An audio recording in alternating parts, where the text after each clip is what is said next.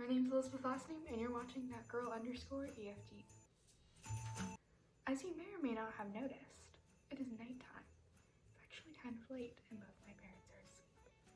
Can you tell it's nighttime? It's nighttime. Anyways, I just thought I should share some wonderful thoughts I've had. But by candlelight, of course, except I don't trust myself with flames. So we're using this beautiful tea candle.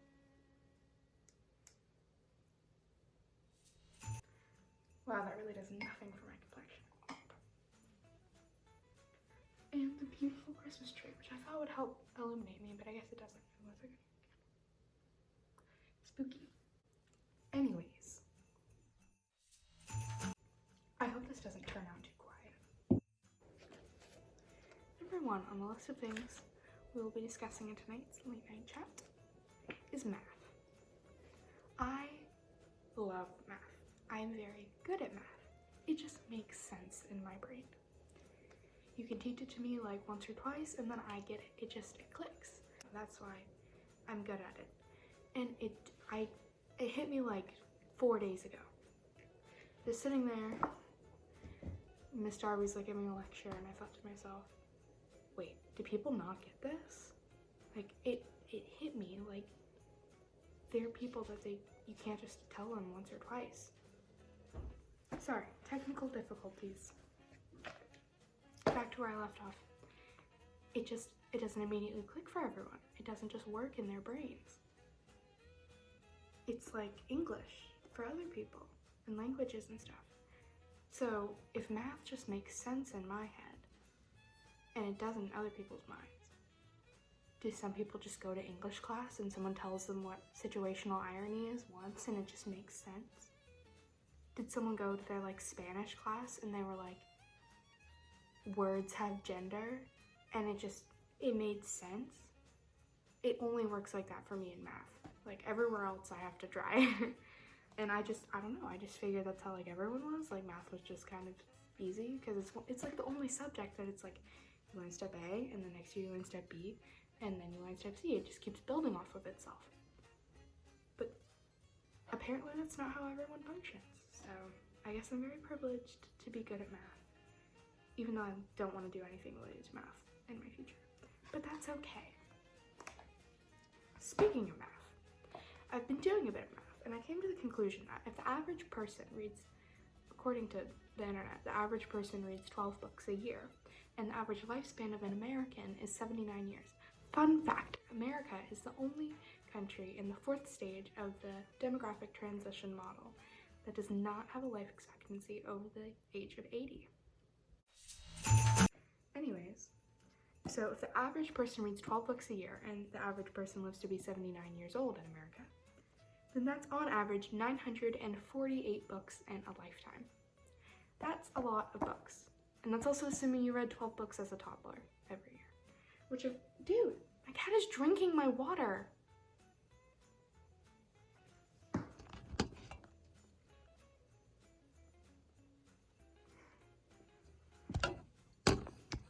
I was gonna drink that. Anyways, that's not that far under 1,000 bucks. But think about libraries, and okay, I'm just gonna say it. I don't care that you broke your elbow. Libraries are one of my favorite things about modern civilized culture. Libraries are so cool. I know I sound like the biggest nerd on the planet, but libraries are so cool. Think of it. You're probably gonna read 1,000 books in your life if you're a normal person. Libraries, the average library has thousands of books. The Library of Congress has 16 million books. You're gonna walk into a library and chances are you're not gonna read most of the books you see in there, ever. There just wouldn't be enough time. Even if you sat down and tried to do it, you couldn't. You were filled with books, but those books have also been read by other people. Someone else held that copy that you're holding. Someone else read that copy someone paid for it. Someone printed it. Someone wrote it. Someone wrote it. The Library of Congress has 16 million books. That's 16 million things that were written. Not just like a sentence, like books. And I know that some of them probably share authors because authors write series, but That's just the Library of Congress. And now you're thinking, Elizabeth, 16 million is not that big in the grand scheme of it. Yes, it is. Your brain cannot comprehend 16 million. I'm telling you that right now. The average person knows like 400. I'll have to look it up. I'll include what the actual answer is now. You can't comprehend. You cannot comprehend. Unless you're a super genius. But 16 million books. It's just, that's insane. That's insanity. And you're never gonna read them all. You're not even gonna know what most of them are about. Maybe your favorite book in the entire universe is sitting on a shelf in the Library of Congress, and you're never gonna read it. Because you didn't. And you walk into a library, and so let's say you have to have read your favorite book for it to be considered your favorite book at some point in your life. You're gonna walk into a library and your favorite book ever could be sitting on a shelf right by the door, and you walk right past it.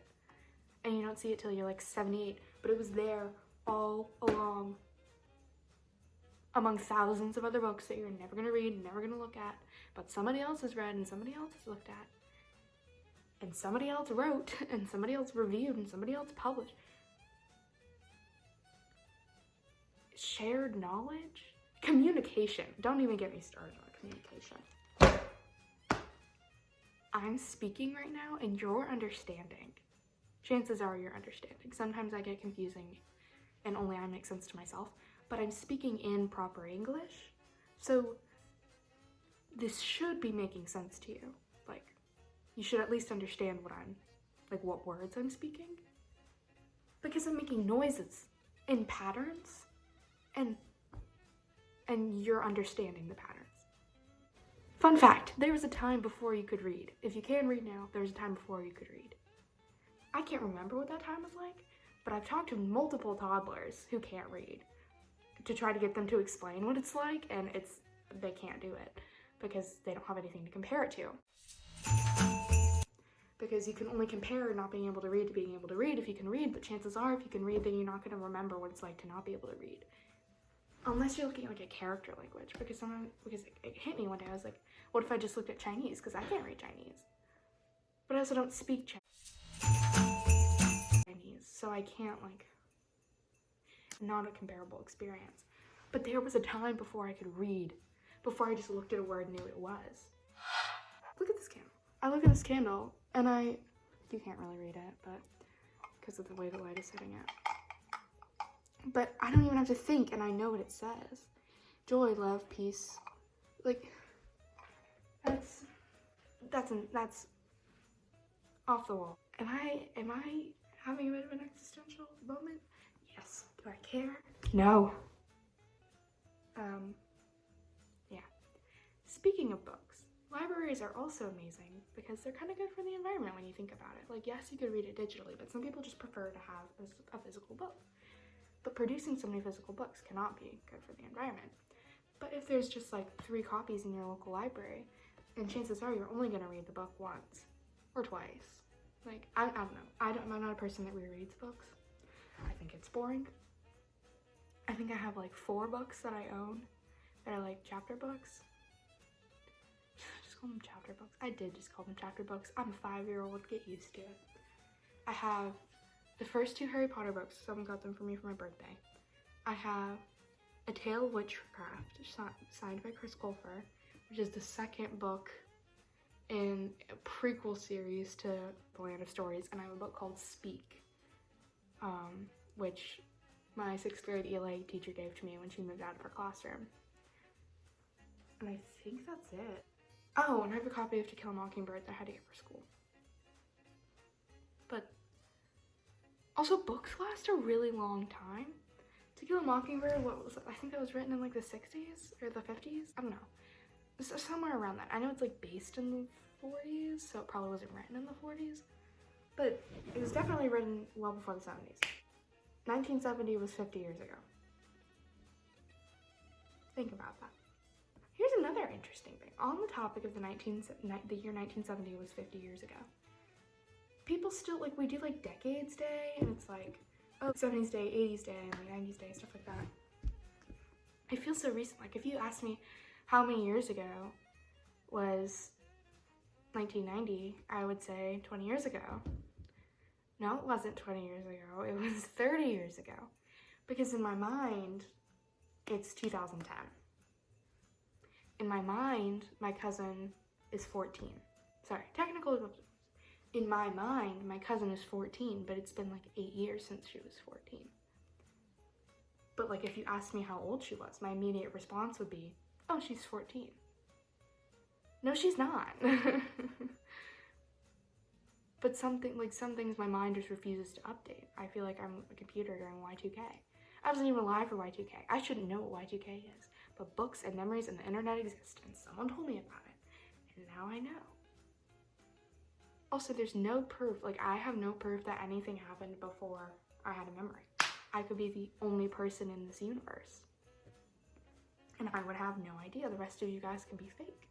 Or maybe I'm fake and only one of you is real. Maybe it's my neighbor who fell off his roof once and broke his back, and I made him cookies, and I'm just a side character in his story. I mean, I've never seen him bring his groceries in, so he obviously can't be real. But he's probably never seen me bring my groceries in. So I'm just a side character in his story. I'm the little girl that made him cookies when he broke his back. Like,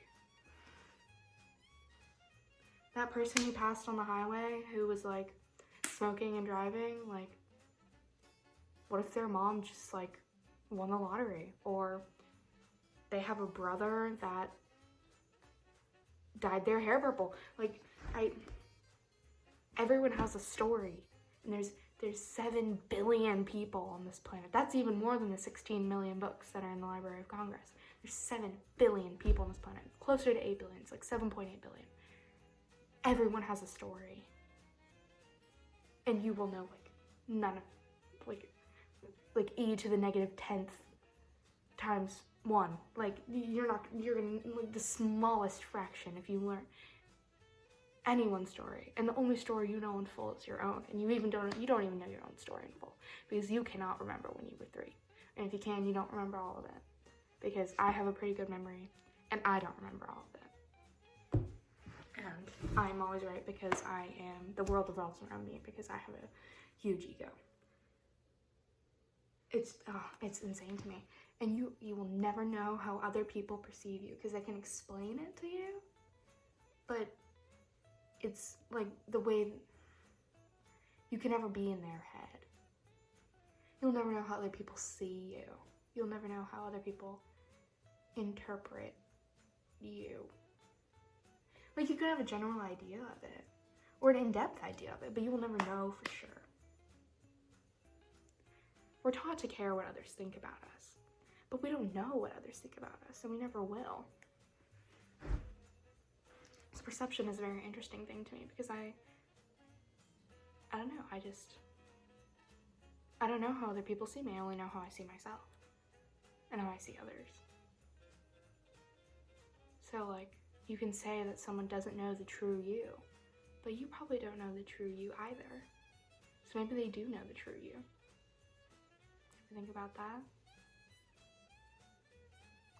I'm really thirsty, but I don't want to drink the cat water. So I'm probably going to stop and get myself a glass of water, and then edit this and go to bed, because it's late. And I should be asleep, and I have rehearsal tomorrow. But I just want you to think about that. Consider the previous. Thank you for joining me on Late Night Chats with Elizabeth. Maybe I'll be back soon. Maybe I won't be. And maybe I'll do a collab with Scooby-Doo Unboxables.